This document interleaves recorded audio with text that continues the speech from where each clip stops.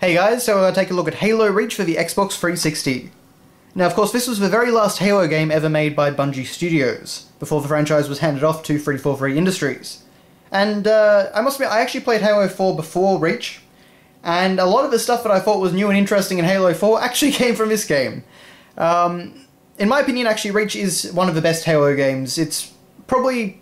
my personal favourite is probably still number 2, but this comes pretty close, I think. They do a very good job in Reach. So of course we have Noble Team on the front cover here, all our different characters. And let's see, I think we have Kat there, and we have, I think that's Emil back there. We have George, and I'm pretty sure that's Noble 6 Who You players. But, or he may be over there, I'm not exactly sure, or that's June. Anyway, point is, they're all on the front cover there, in front of this great background. This, really kind of, the sun is rising, but it's still a very bleak looking sky, and it hints at the dark story that we're going to actually play through. But we can see actually we've got a ship up in the background there. But that is the front cover, so on the side here we have Halo Reach written out like a lot of the other Halo games. And of course, every legend has a beginning, so Reach was a prequel to the original Halo, and ends up in a connecting up pretty well to that game. But of course, we can see another shot of Noble Team, all ready for action, I suppose, down here. Great little scene there, and we can see all the different screenshots up here, including, of course, a bit of multiplayer.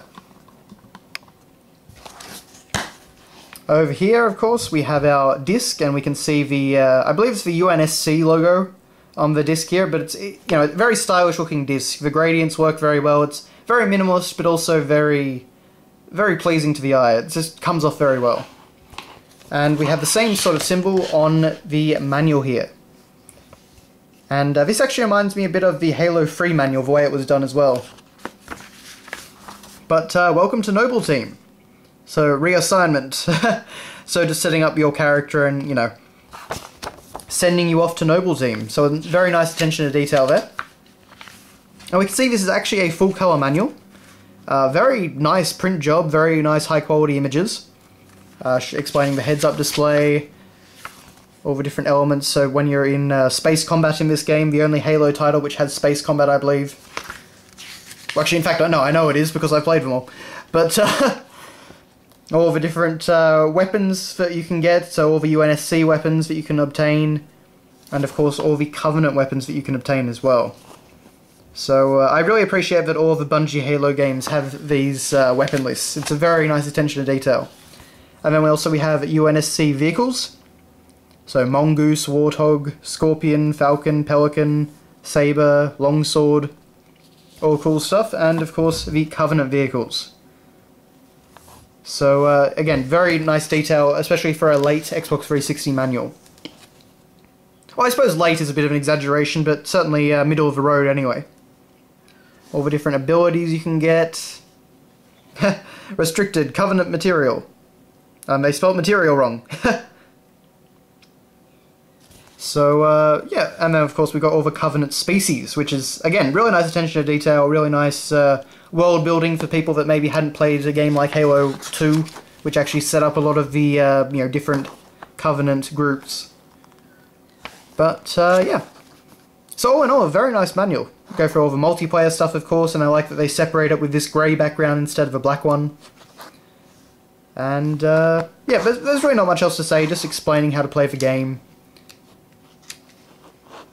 Of course, the theatre mode and the Forge mode, custom games, a detailed breakdown of Forge.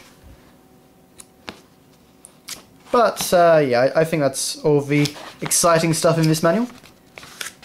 Yep, we actually get a loading screen logo up the top there, so that's a nice little touch.